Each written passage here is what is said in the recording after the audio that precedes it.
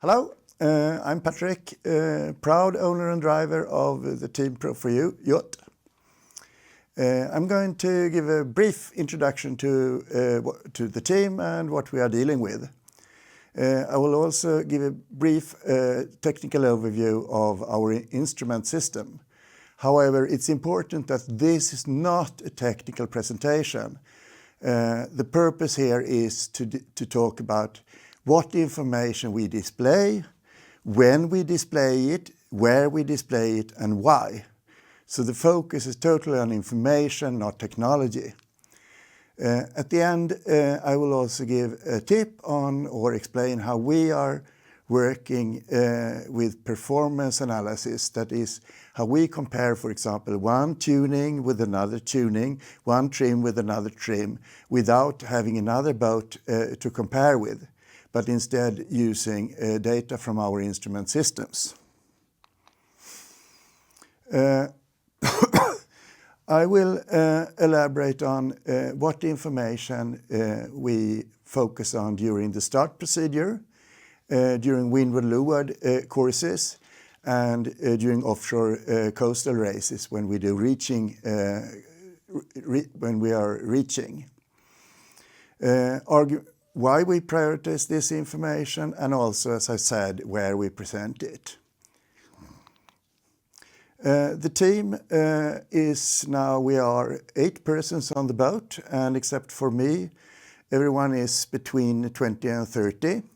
This is something I've been working on for a long time. I started off more than 20 years ago with the whole team being my age, and then we have step by step increased the number of younger people. So I'm really happy for this.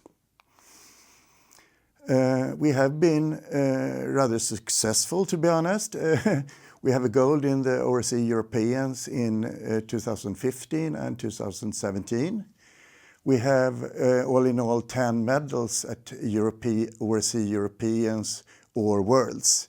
We have a silver medal at the Worlds, but no gold. So it's quite obvious what is our goal for the future. We won Round Gotland race total last year. We won the double-handed Worlds in 2022.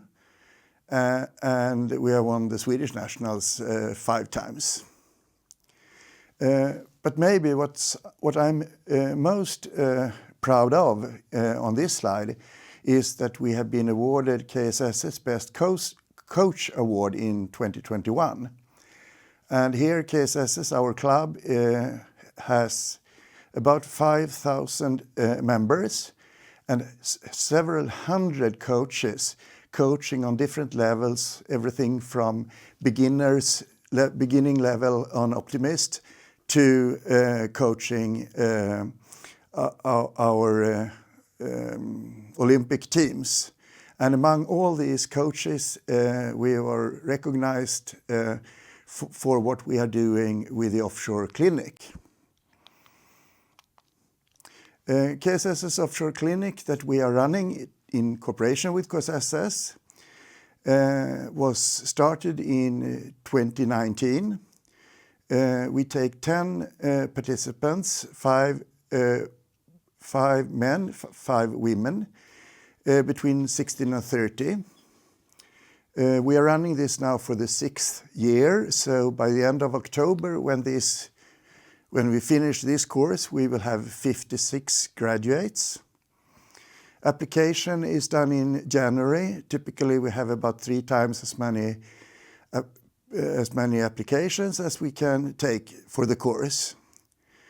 The course goes from April to October. It's 21 hours of theory and 55 hours of sailing. We go through basically everything you need to know to be a crew on any bigger boat. A lot of maneuvering and all types of bigger boats. Instruments and racing software, including elaboration with weather routing, speed, trimming, use of instruments there, and also basic sail care maintenance of hardware that you're supposed to know when you are a crew on this kind of boats. Yes, our system then, we use Garmin sensors, plotters and displays. We also use the Garmin functionality for calibration of the data from the sensors. Then we use Expedition software as the processor for everything that's not coming directly from the sensors, including advanced calibration, for example, to calibrate true wind direction and true wind speed. We use it for calibration, calculations, man overboard, routing, sail chart, weather routing, etc. As usual, the backbone is an NMEA 2000 network, and we also have a router so we can share all the NMEA data via Wi-Fi. For presentation, we have 3 mass displays, and they are capable of showing up to 3 data fields each. And on these mass displays, we have 4 different setups. I will come back to this later. On the cabin top, we have 4 displays, each of them capable of presenting up to 4 data fields each. And here we have basically 2 different setups. The nav station, as you can see on the picture, is pretty standard. PC, an extra display, and what you're supposed to see there. And on deck, we use a normal iPad mini with VNC viewer to show expedition, and we also run a standalone navigation software there, C-Pilot, just to have something in case the whole system would break down. So our 4 setups on the mast displays are set up for pre-start and start, for Windward leeward course racing, for offshore coastal racing when we run reaching courses, and a man overboard mode.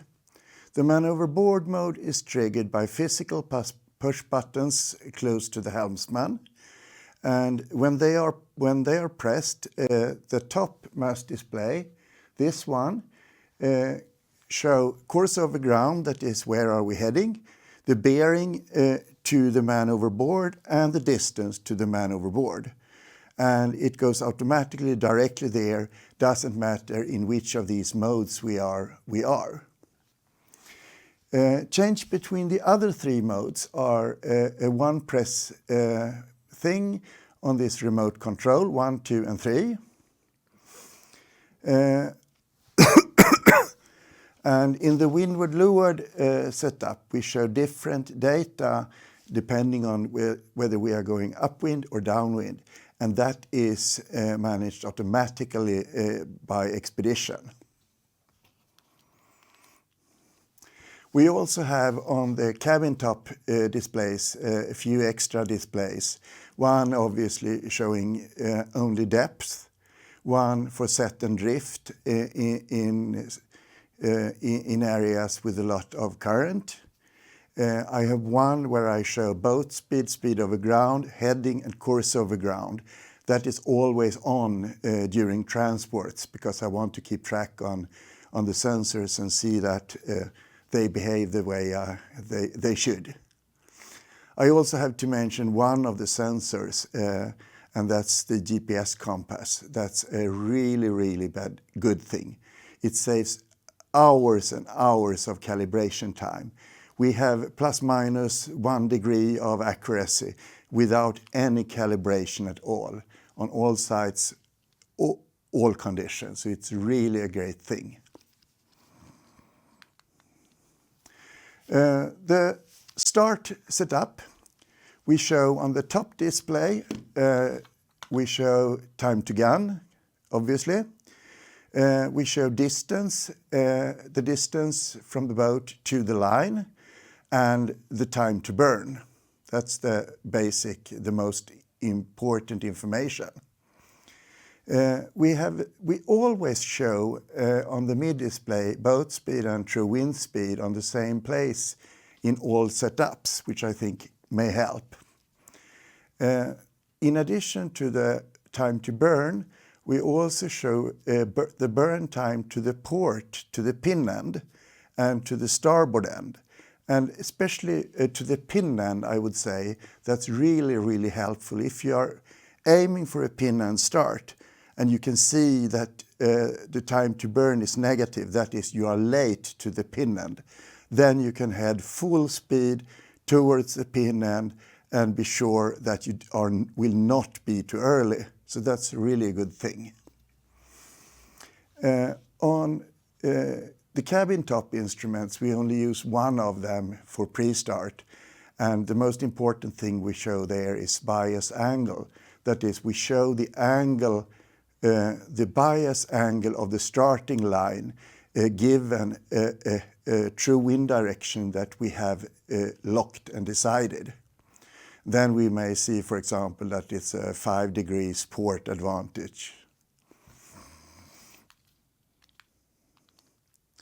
And this is what our standard setup looks like in expedition during pre-start.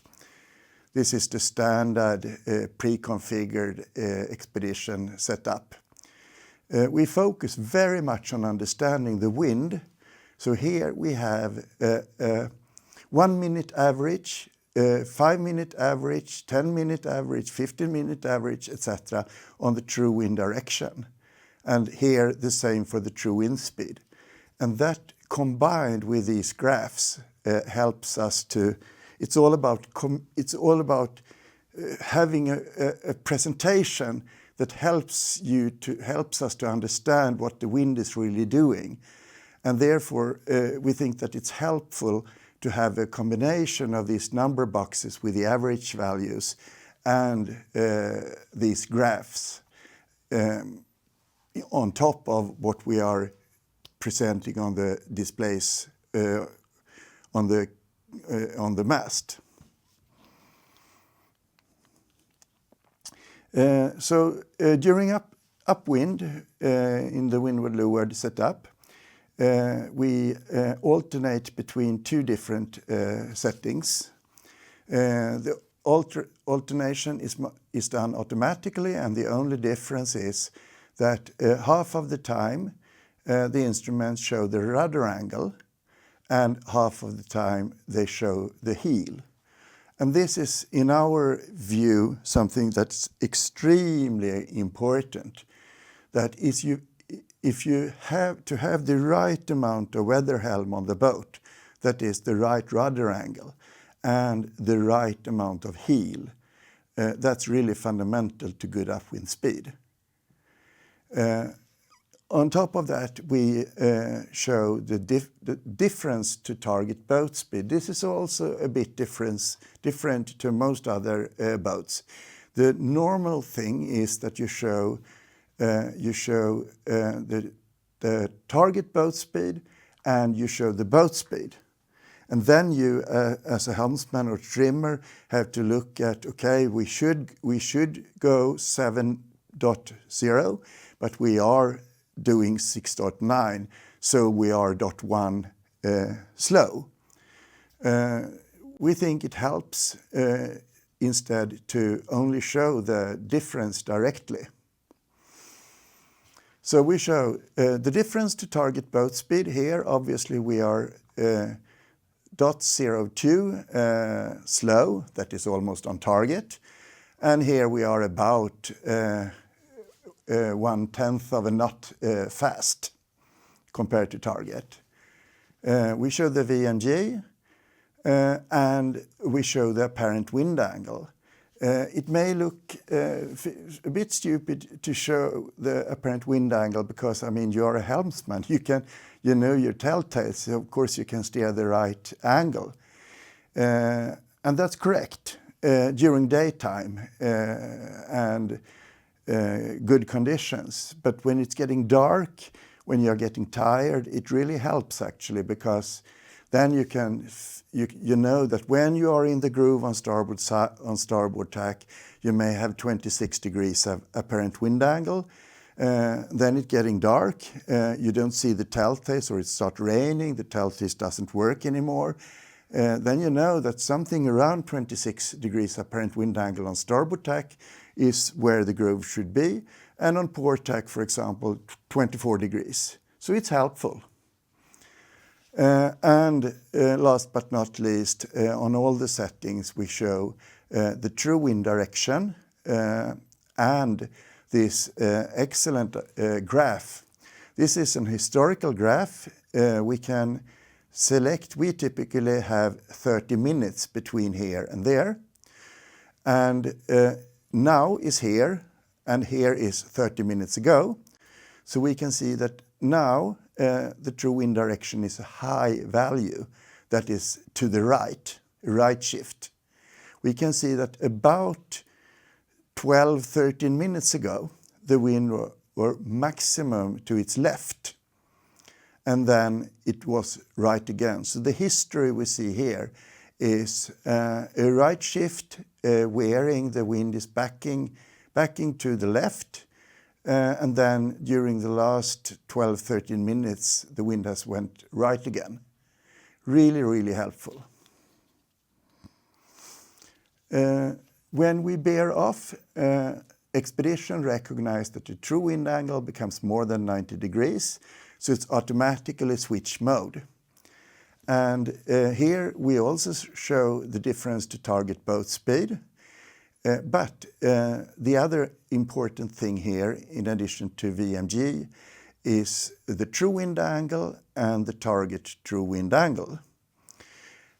So here we see that the target true wind angle is 159, but we are sailing 163. That is, we are sailing slightly deeper course than we theoretically should, but we are also slightly slower. So, and this is helpful because if you only look at the target boat speed and try to sail on the target boat speed, there is a risk, for example, if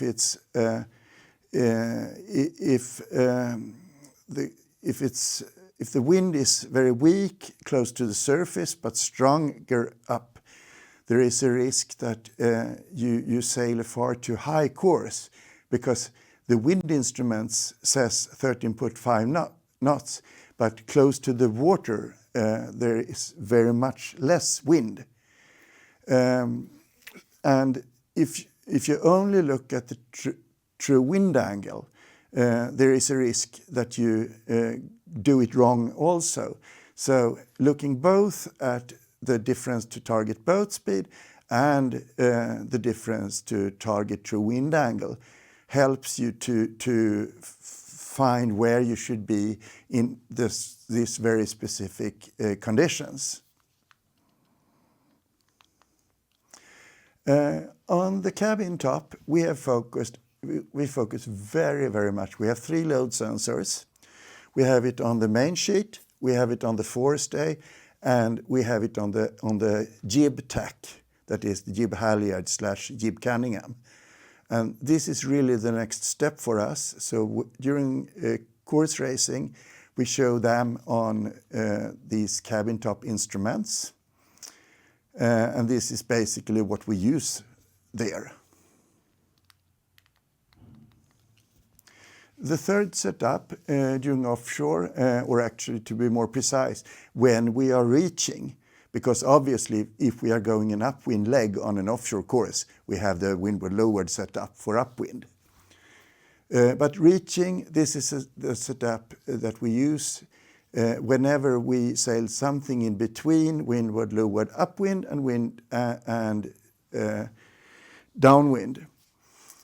And on the top display we show mark bearing, where should we go, course over ground, not heading, course over ground, and cross-track error. Here we see, for example, that we are heading 113, mark bearing is 116, so we should turn right 3 degrees roughly, and we are 26 meters to the left of rumb line.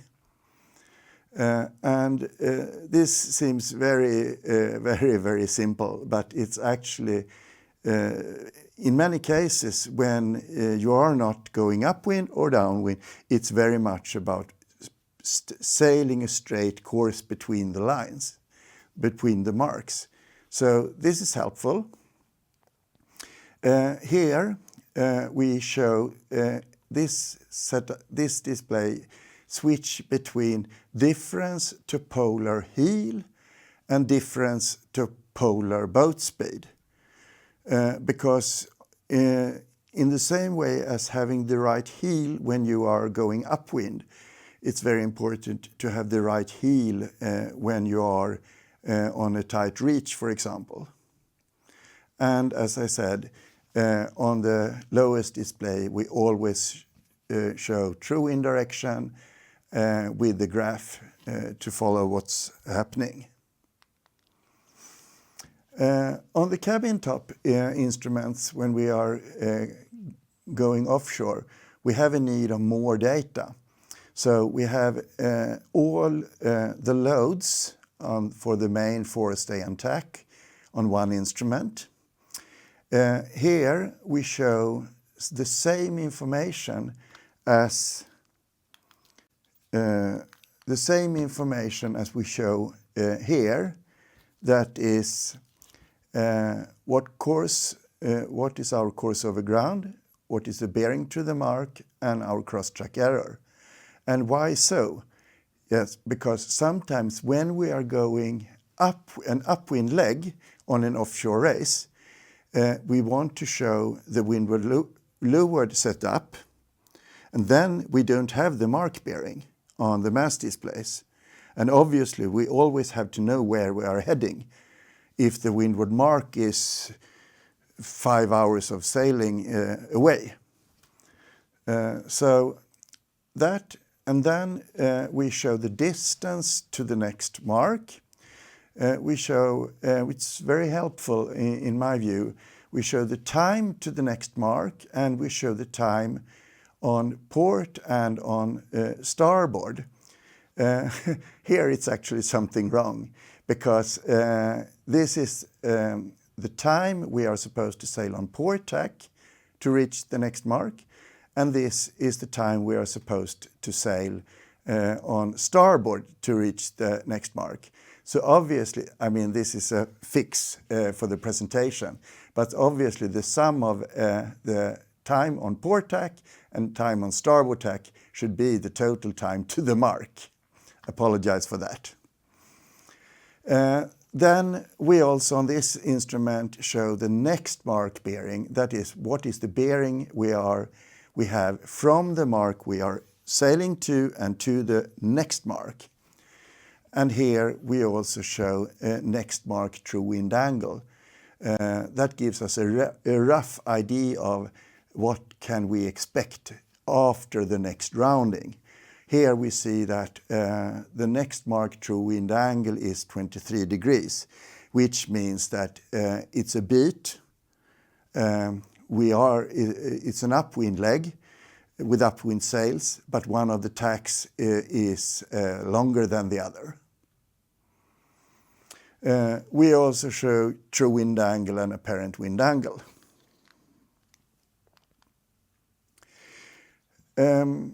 Last but not least, this is a technology that we have been developing for step by step during more than 10 years.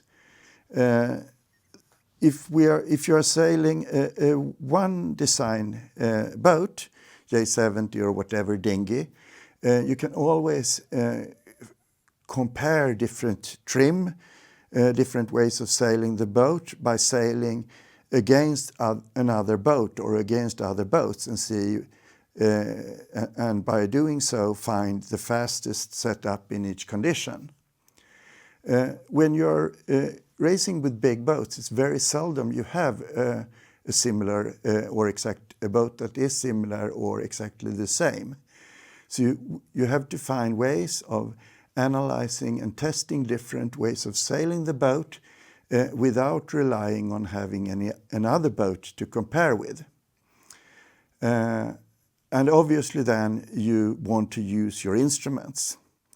There are very many ways of doing this wrong. So there's a risk if you do it wrong. There is a very big risk that you end up with figures telling that this should be a faster setup than this. But what you are actually looking at is not a difference in performance of the different setups. It's about some kind of calibration error or some kind of effect that you get because the waves are a bit more to the right than the wind, or vice versa. So it's really important how you do this to get a reliable result. And this is something that we do. We do the analysis in real time at the water, which is a big difference to the professional teams that do racing or practicing offshore, store big amount of data, and then have a shore crew that's working all night to do the analysis afterwards. I mean, if your team have that opportunity, doing it the way we do it doesn't replace the use of a professional shore analysis.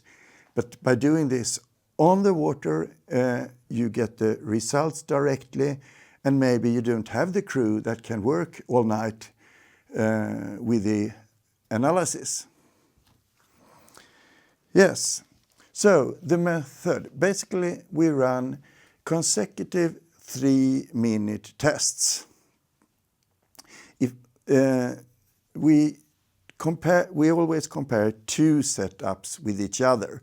So if we want to find out which one is the fastest of 3 different setups, we compare these 2, find the fastest, and then we compare that one with the third. So always only compare 2 setups at a time. So we sail 3 minutes with setup 1, 3 minutes with setup 2, 3 minutes with setup 1, 3 minutes with setup 2, etc. Typically 3 times. We log the data and we use expedition and strip chart. We only do relative comparisons. That is, we are never interested in whether we have a VMG percent of 95 or 103 or so. The only thing that's important is whether the VMG is better in setup 2 or in setup 1. We always stay on the same tack, and we want to find a place offshore where the change in waves, set, drift, etc. are as small as possible. And we are able to go for half an hour in the same tack in as similar conditions as possible. So for each of these 3-minute tests, the ultimate result is the VMG percent. That is the percentage of the theoretical velocity made good that the boat should have. We also look at true wind speed, and if the true wind speed average differs more than 1 knot from one run to another, we do it again, because then we have tested one setup in a lower wind speed than the others. But the good thing with using VMG percent is that it helps compensating for smaller deviations in true wind speed. We will never have 2 runs with exactly the same true wind speed. But if the difference is half a knot or so, looking at the VMG percent will compensate for that. So we'll have a really accurate result despite the change in true wind speed is the difference in true wind speed may be half a knot or so. We look at the difference to target boat speed. We look at the apparent wind angle upwind and true wind angle downwind. And these we look at to understand if we see that the VMG percent is better on the first setup. We want to understand, why is it better? Are we heading higher or are we sailing faster? So obviously a higher VMG percent is better.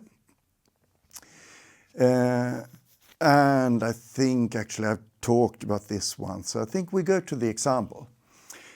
Here we see the strip chart, and we have two different 3-minute runs, one from here to here and one from here to here.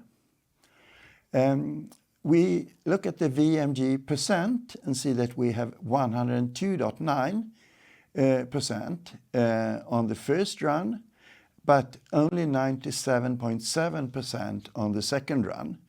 So obviously the tuning that we had on the boat during the first run was better. But why? In what way? We look at the difference to target boat speed.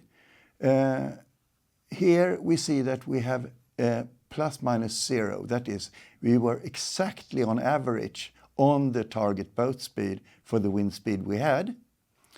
On the second run, we were actually slightly faster than the target boat speed we should have.